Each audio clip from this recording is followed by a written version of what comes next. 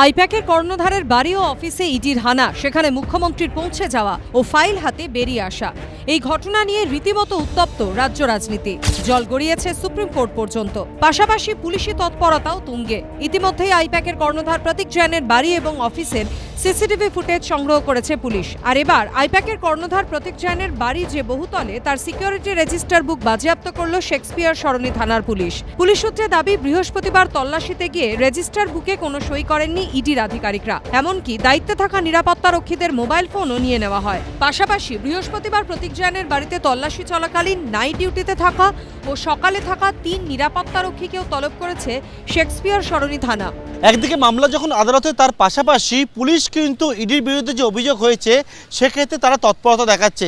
বিভিন্ন ব্যক্তিকে করা হচ্ছে জিজ্ঞাসাবাদ, তার পাশাপাশি বাজেয়াপ্ত করা হচ্ছে একাধিক সরঞ্জাম। হাইকোর্টে যে পিটিশন করেছে ইডি, 1 নম্বরে আসামি করেছে মমতা ব্যানার্জিকে।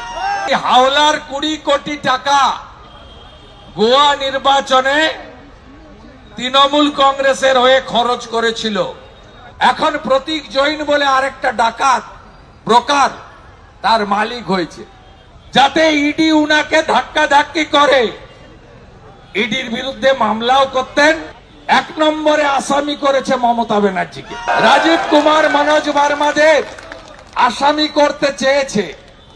রুল 26-এ তদন্তে বাধা দেওয়া, সরকারি কাজে বাধা দেওয়ার জন্য তারা বিচার চেয়েছে, এফআইআর করতে চেয়েছে, মামলা সিবিআই কে হস্তান্তর করার আবেদন করেছে।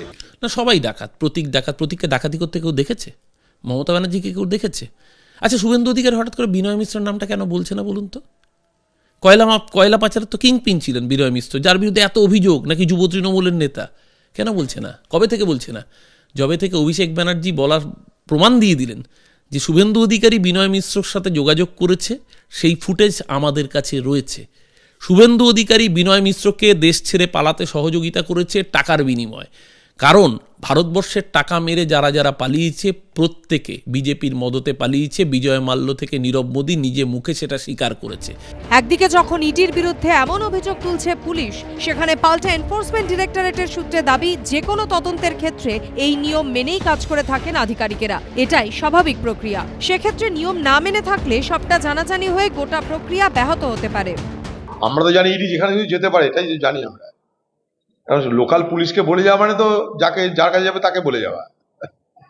লোকাল পুলিশকে বলে যাওয়া মানে তৃণমূলের যদি লোক হয় বা তৃণমূল সরকার যদি কাছের লোক হয়, তাহলে তাকে বলে যাওয়াটা সমান।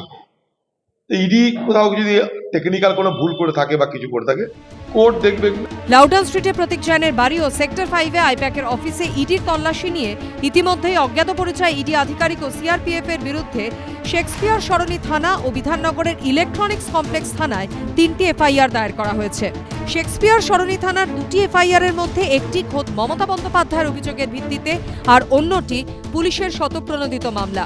অন্যদিকে মমতা বন্দ্যোপাধ্যায়ের অভিযোগের প্রেক্ষিতে বিধাননগর কমিশনারেটের অন্তর্গত ইলেকট্রনিক্স কমপ্লেক্স থানাতেও একটি এফআইআর দায়ের হয়। অন্যদিকে হাইকোর্টের পর সুপ্রিম কোর্টেও গেছে ইডি। সোমবার সুপ্রিম কোর্টের প্রধান বিচারপতির দৃষ্টি আকর্ষণ করতে পারে কেন্দ্রীয় এজেন্সি। ক্যাভিয়েট দাখিল করেছে রাজ্য সরকারও। পার্থপ্রতিম ঘোষ ও রাজীব চৌধুরীর রিপোর্ট, এবিপি আনন্দ। এবিপি আনন্দ, এগিয়ে থাকে, এগিয়ে রাখে।